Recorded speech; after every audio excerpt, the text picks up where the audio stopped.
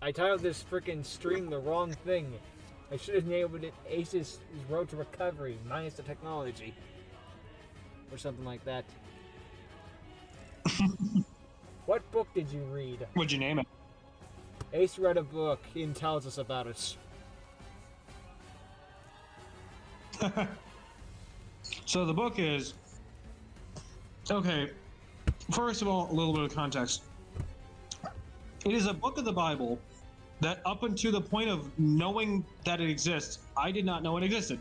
So, like, up until the point I read it, I didn't even know it existed beforehand. Which, as I pointed out, sounds like the beginning of a creepypasta, like on a thumbnail, like, I read a part of the Bible that no one knew existed. I wish I hadn't.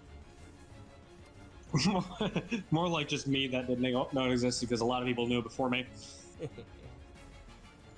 But effectively, there are a lot of different denominations of Christianity. A lot of them have taken 7... Sorry, I interrupted. There's a bunch of... So anyways, yeah, so 7 of the books I didn't even know existed beforehand, technically. 7 books in hand. And so it's more like DLC for the Bible. Damn, I wish I got the day 1 patch. It's kind of strange if you think about it. The Bible has DLC. Damn, I didn't get those day 1 perks. I could have gotten Jesus in a bikini. And one of the books I read was Maccabees 1. Okay. My word, is that book dark. As in, you can't see what's going on. I don't think I can hear you because I'm not seeing your microphone. It's dark as in, you can't see what's going on. Yeah, dark like that definitely doesn't involve the murder and slaughter and hanging of multiple children. This is a terrible DLC. Where's my Jesus in a bikini? No, stop, no, bad, stop. Mother Teresa in a Santa Claus outfit for no reason. Who the heck is, wait, who's Mother Teresa again? I'm sorry, not Mother Teresa. I literally forgot. Not Mother Teresa, Mary. Oh, Mother Mary in a Santa Claus outfit. Sure. Okay, not gonna lie, that would actually be funny. That would. Anyway. How is it dark? Especially if you had a face. Like I just said, okay, so chapter 1, it opens with the death of Alexander the Great. As all great stories do. Mm-hmm. And then it tells about how he divided his land into 12 parts. Wait a minute, has Alexander even been referenced in the Bible before this? Or is it just like, okay, so Alexander the Great died. Who? I'm not entirely sure, but I don't think so. That's one of those words like, you better know about history to understand this reference. I guess so. This is like starting... like starting a book with... And then... Okay, so the Chicago fires happened. I mean, then again, think about this. Do you know who Sauron is at the beginning of Lord of the Rings? I don't know, I never watched Lord of the Rings. I mean, Lord of the Rings tells about the death of Sauron at the very beginning, so, like... Fair enough. Okay, but... Then again, Sauron is actually in that book, but anyways... New Bible verse exists. New Bible verse. So, okay, so Wisconsin was founded. Everyone agrees that was a bad move. So, yeah, it starts with the death of Alexander the Great. It tells about how he divides his land into 12 different pieces, and how every single one of the people he gave his land to was a complete a-hole. Of course they were, because where's the land without some random asshole? Right. See, his followers weren't so great. Alexander the needs some work. Yeah. So then we fast forward about 150 years. As all good stories do. Okay, so we murdered Alexander the Great, but enough about that. Yeah, actually it was more like 140 years, but anyways, yeah. It's actually 147. We move to the perspective of the Jews who are currently being tortured or slaughtered actively by their oppressors. We moved to present day, 2,000 years ago. What? Yeah, present-ish sort of day. Wait, the Jews being slaughtered. Where have I heard this before? Yeah, it's almost like someone took inspiration from this. Oh no. Damn it, But Kanye!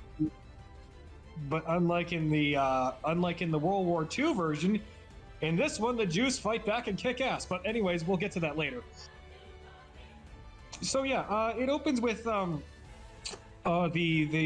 Greeks, I believe. That's what I'm not sure if it's still the Greeks, but basically the Macedonian Empire or whatever part of Alexander the Great. Basically, you got these guys that kind of just a-holes. They quite literally just slaughter all the children who have weird shaped penises. I'm not even making this up. Wait, what? Yeah, they slaughter all the children who have penises that are not the shape that they want them to be. Again, not making this up. Is this why circumcision exists? What's it? Is this how circumcision was invented? Basically the Jews invented circumcision. For this reason, evidently. No, like, basically they invented it beforehand, and they illegalized circumcision for some reason. Probably for this reason. No, like, this was not the, like, no, I'm saying the Jews made it beforehand, and the Empire, for some reason, made it illegal, so they started slaughtering anyone that circumcised their babies. Let's just move on. Are you still not getting what I'm saying? No, I'm getting what you're saying. This is easier if we just move on, because we're just going to raise further questions at this point. Better to move on to the next topic. Anyways, yeah, so then they also slaughter the mothers who circumcise their children. And so then a bunch of these guys, let me see. I think the gentleman who we start with, his name is, I'm 99% sure it's Matthias, but I'm going to look back just for a second. I'm looking this up because I only read this like, okay, yeah, it is Matthias. And he has 5 kids. Now, you don't really need to worry about all of them. You just need to worry mostly about 2 of them, Judas and Jonathan. Now, at this time, I don't know why, but I guess they were giving out surnames a little bit more frequently back then. I guess. So, the last... Oh, sorry, did I interrupt you? No, I just said I guess. I know Judas and Jonathan from other Bible stuff. They're not the same Judas and Jonathan. Oh, then I guess it was a common name at the time. Well, Jonathan still is. It was. They were common names. So basically it was Jonathan, who was surnamed Apis, or Aphus, or I'm not entirely sure how to pronounce that. And then, of course, the main man, Judas, whose surname just so happens to be Maccabees. Now, if you people are paying attention at home, that's the same name as the book. I wonder who the main character is. I wonder as well, too. So, Matthias, their big old dad, decides that he's going to go off and form an army so they can fight back against these guys just killing people for no reason. And also, there was also a couple of other things where they basically desecrated their temples and, destroyed all their statues and all that stuff. And then they built their own versions of it and kind of just defiled pretty much every single aspect of their worship that they had. But again, I'm getting a little bit ahead of myself. Was it? For fun, I assume. I guess, yeah. I'm not entirely sure why they did this, but it kind of just happens whenever you have generational power. Yeah. The kids just turn into assholes. Yeah, that happened. Yeah, I don't think Alexander the Great ever did anything like this, but. Anyway, moving on. So, at a certain point, all the Jews out in Jerusalem decide, you know what? We're gonna be done with this. We give up. We're not gonna listen to anything they have to say. We're just gonna peacefully protest. Oh, that always works. Now, is this 2020 peaceful protests, or is it actual peaceful protests? It is actually peaceful protests. They just stand there. They do nothing. They're just standing there, menacingly. And so the Empire slaughtered them. Of course they did. They weren't even doing anything. No, please stop. We should do something. Should we do something? And so hearing that this peaceful protest didn't exactly work, Matthias says, okay, plan B, kick their asses. Everyone charge! I honestly thought you were going to say, okay, plan B. We peacefully protest again. No, Matthias was not stupid. So basically, Matthias dies within like the second chapter, and he leaves his son Judas in charge, who's, I like to remind everyone, his last name is Maccabees. Yeah, the main title of the book.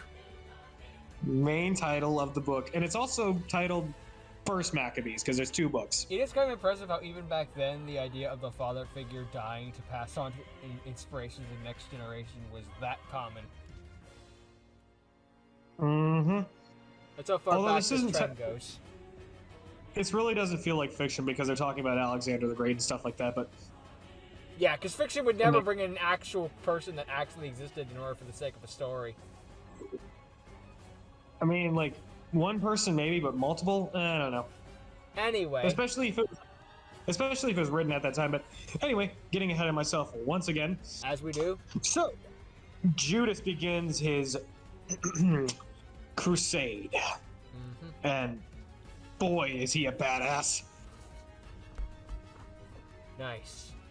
Like, when you think Bible character, you don't think badass. You really generally don't. Like, maybe you can think David, right? David and Goliath. Yeah. I mean, when I think... you don't generally... Oh, sorry, I interrupted you again. What I was going to say was, when I think Bible, I think 2 things. God, Jesus. Right. But, like, do you think of badass characters? Not really. I mean, I can think of some Bible story characters, but I guess the most badass I know off the top of my head is David. Yeah, exactly. That's what I mean. Like, you think David, but then again, like, you don't exactly think that David is essentially doing this of his own power. He's not exactly a badass. Oh no, he needed God's help for that stone. Yeah. Judas Maccabee is a badass. He led an army of, I think it was like 3,000, maybe 5,000.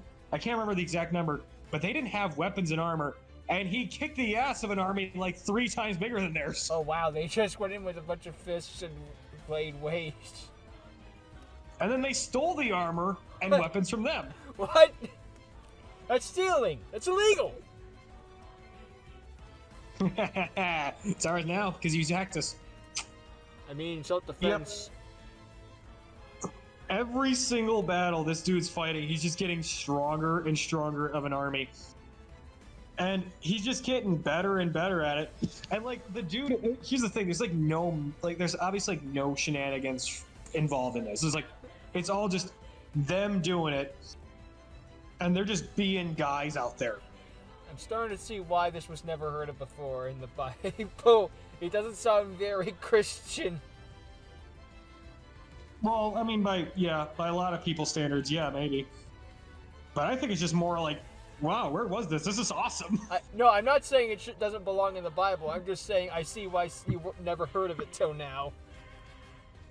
Yeah, like some denominations think of it as like, it's not the Christian way. Even though, like, technically speaking, I feel like they'd get more people involved if you were throwing stuff out like this, you know? People like David and Goliath, so give them more war stories and maybe you'd get more followers.